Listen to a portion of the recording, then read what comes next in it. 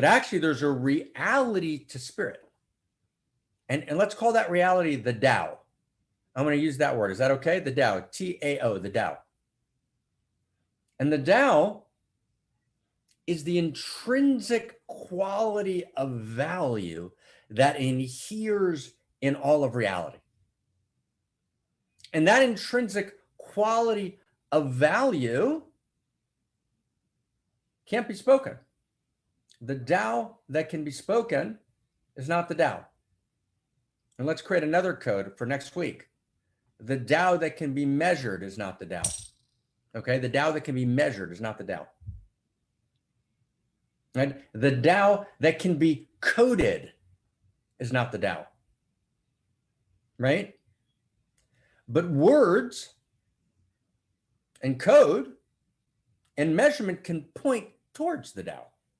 They're not the Tao, but they can point towards the Tao, right? So you can write a love letter, but that's not the Tao, it points to the Tao. We stretch words to their breaking point to point towards the Tao.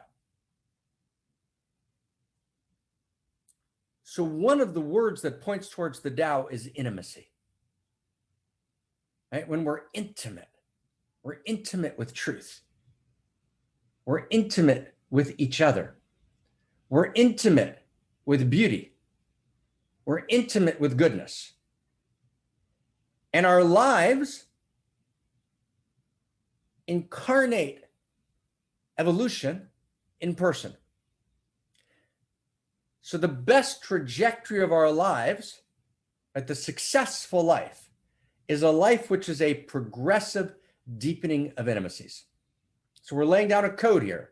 We're laying down a code. Let's say the successful life, okay, the successful life equals, it's very beautiful, the progressive deepening of intimacies. We feel how beautiful that is, right? The successful life, let's see if we can get it. Maybe someone will get in the right? The successful life equals the progressive deepening of intimacies. Now, it doesn't mean I'm having more sex or not more sex, right? Sex in its best form is a form of intimacy. Lots of sex is non-intimate, right? So it means I want to be intimate with truth. I want to be intimate with other. I want to be intimate with all the split off parts of myself. I want to be intimate with wider and wider circles of knowing, of caring, of doing. And intimacy means I have a larger shared identity beyond myself. I have a larger field of intimacy beyond myself, right? And within myself, everything's included. So intimacy always means shared identity. And I have shared identity with all the split off parts of myself. I have shared identity with all the different peoples in the world. I have shared identity with the animals in the world. I have shared identity with wider and wider swaths of truth, wider and wider fields of goodness, right? Wider and wider deep understandings and experiences of beauty. That's intimacy. And my movement towards intimacy participates in the movement of evolution towards intimacy. So evolution equals the evolution of intimacy. That's shocking. And the movement from simplicity to complexity, which is normally understood as the evolutionary movement, complexity is just a word. It means more nodes of connection. It means wider shared identity. Complexity is just a word that allows us to cover up what's really happening, which is the progressive deepening of intimacies. And we use words that way, don't we, friends? We use words to cover things up. A person says amino acid. It's an amino acid. Oh, that's an amino acid reaction. What's an amino acid?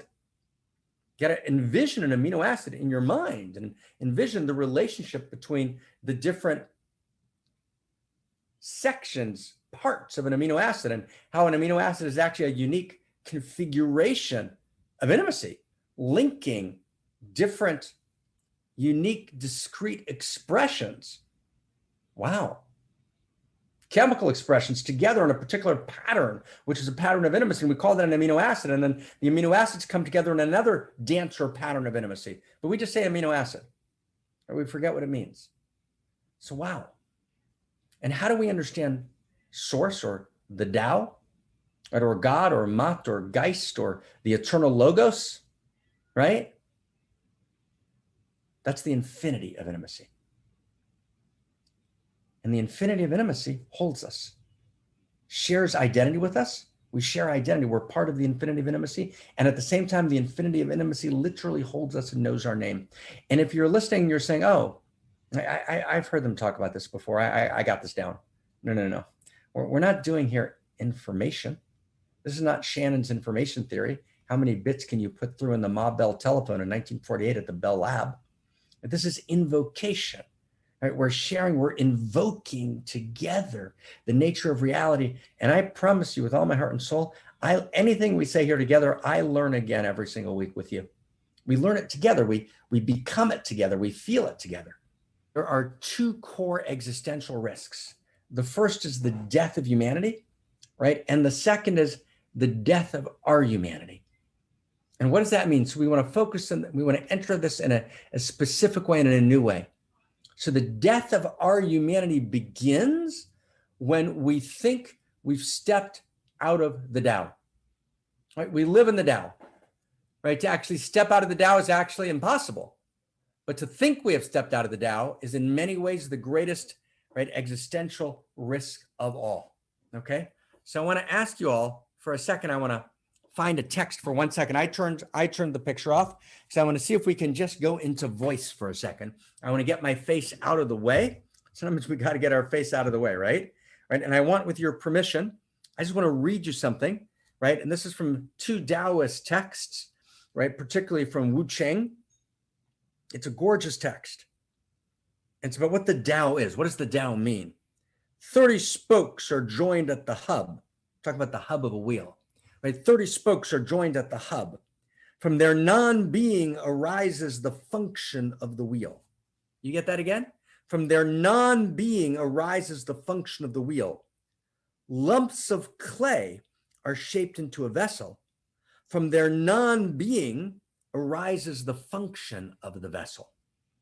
Doors and windows are constructed together to make a chamber. From their non-being arises the function of the chamber. Right? Just feel into this, okay? Gaze at it, there's nothing to see. It's called the formless.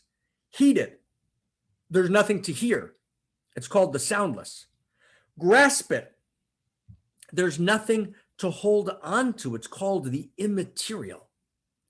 Invisible, it cannot be called by any name. It again returns to nothingness.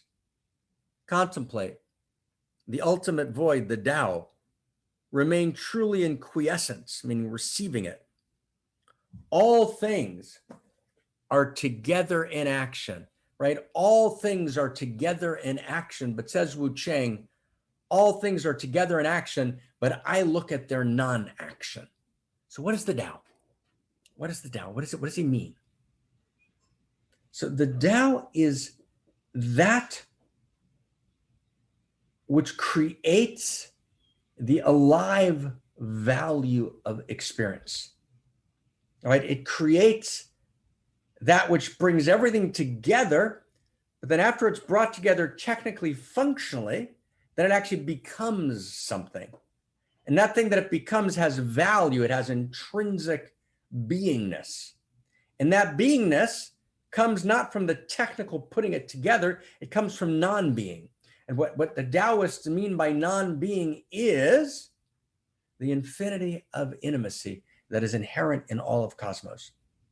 You can't quite speak it, right? The Tao that can be spoken is not the Tao, right? The Tao that can be measured is not the Tao. The Tao that can be coded is not the Tao, but the Tao is value itself.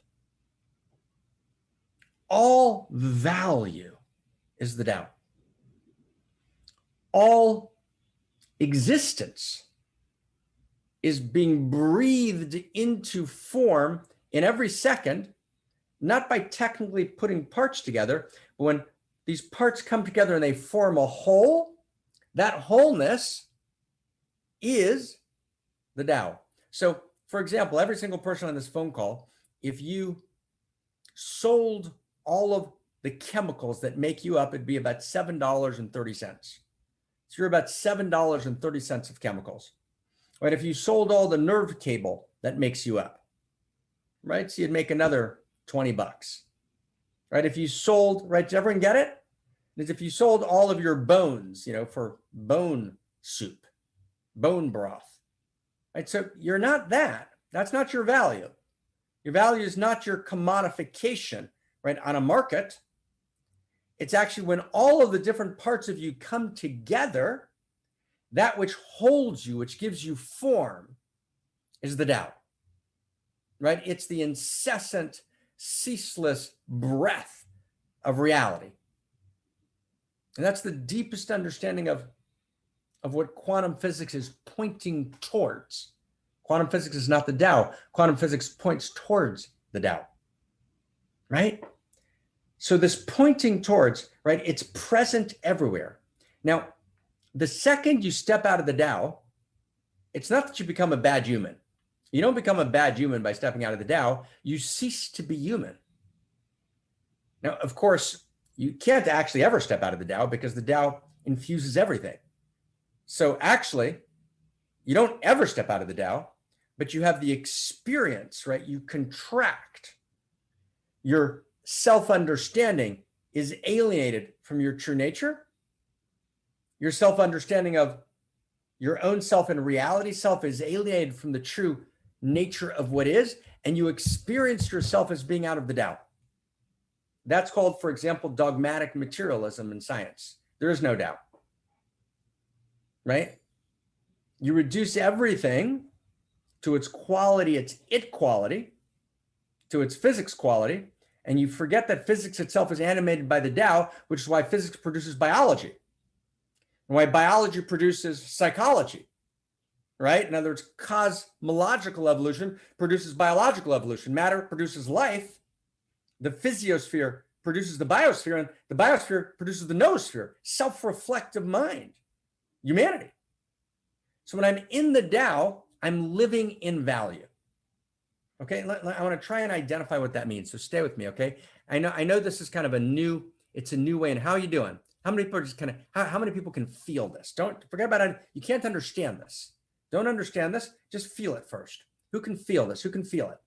Who can feel it? Just feel it. Okay, just feel it. Don't explain it, right? Peter, try, I love you mad, Peter. Try to just feel it with me for a second, okay? Just feel it, right? Feel the Tao. So I want to give you an example of the Tao, okay? So Simona just wrote yes. I'm just going to pick Simona with your permission. Simona, is that okay? So we're trying to do we need to resource the Center for Integral Wisdom and the Office for the Future and the Unique Self Institute and the Outrageous Love Project and right? And we're trying to literally change the source code of culture to alleviate suffering, okay? And we need a bigger budget. We just do, right? And some really great people stepped up to renew us for this next year. But actually, the budget is everything. We need a full-time editor, full-time researcher. And so, what we talked about today? And we're thinking of selling Simona. Is that okay, everybody? No, really. It's not a bad thing to do, okay? We're going to sell Simona. No, we are. Sorry, Chris. No, we have to. Krista, I'm sorry. But no, we're going to sell Simona. It's not so bad, right? I mean, Simona's a lovely person. I happen to know a sheikh, right, in Saudi Arabia, right? And, he's into Italian professors, right? And we're gonna sell Simona, and we're gonna get Simona. You're with us here? He's willing to give us $2 billion for Simona, and he promises to treat you well. Okay, I mean, you might be in prison for a while or whatever, a couple of chains, but what can you do, right? Right. Krista Josefa says more than $1 billion. Okay, $2 billion. So how many people are willing to sell Simona, even though she's going to suffer? We're not asking her opinion; it's against her will. How many people are willing, right, to sell Simona? Simona, I know you like it. We're not talking about you, okay? Right? How many people are willing to sell Simona? Right? So the answer is, does everyone get it, like, for realsies? And who's willing to sell Simona? And let's think about the game theoretic dynamic, right? In a game theoretic dynamic, if we sell Simona, we get $2 billion, right? She may suffer, and maybe this guy's not such a good guy in Saudi Arabia. Actually, Simona, you might want to rethink that. He's not such a great guy, right? But so you'll suffer. I mean, not so bad, right? But with $2 billion, think of what we could do, right, to evolve the source code, right? So from a game theoretic dynamic, right, from a utilitarian perspective, if you do a calculus, a measured calculus of suffering and pain, right, there's no question that we should sell Simona. Now, for realsies now in the chat box, Who thinks we should sell Simona against her will? The answer is no one does. Right? How many no's? Do we got any no's? No way. No way. We're not selling Simona. That's not happening. Right? Right? We're keeping her. Right? Doesn't matter. We're not willing to make a game theoretic conversation. Doesn't work. In other words, Simona's value is immeasurable. It can't be reduced to an algorithm. Right? The Tao that can be measured is not the Tao. The Tao that can be coded is not the Tao. There is immeasurable value to Simona, right? And her glow and her presence and her quality of being, right? And her dignity, right? And her unique gorgeousness is irreducible in its value, in its quality, in its dignity, in its wonder. And wow, okay, that's the Tao. That's only true if you're living in the Tao, if you know you're living in the Tao. The second you step out of the Tao, that stops to be true. So all that's immeasurable is in the Tao. And everything we hold precious is in the Tao. And the second we step out of the Tao, it's not that we become bad humans. We simply stop being human. Or we're no longer experiencing ourselves as human beings. Now, in the first or second or third generation, when we step out of the Tao, we might still be good people because we remember the old Tao. So we borrow our social capital from the old Tao, but we've stepped out. And once we've stepped out, anything can happen. Refugee crisis, 15% of the world are refugees. There's a climate crisis. What do we do with the refugees? Do we really take care of them? The second we've stepped out of the Tao and we're doing game theoretic dynamics, right, on the value of a human life, do you begin to get where this is going? And much of what's happening in the world today is because we've stepped out of the Tao.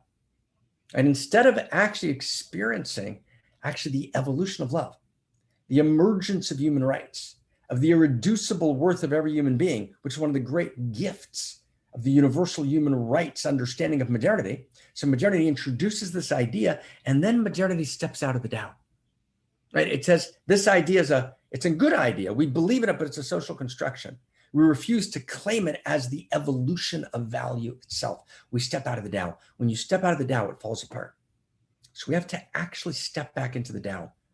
Political will, a politics of evolutionary love, only can live within the Tao. And we need to articulate this language together. And that's what outrageous love is.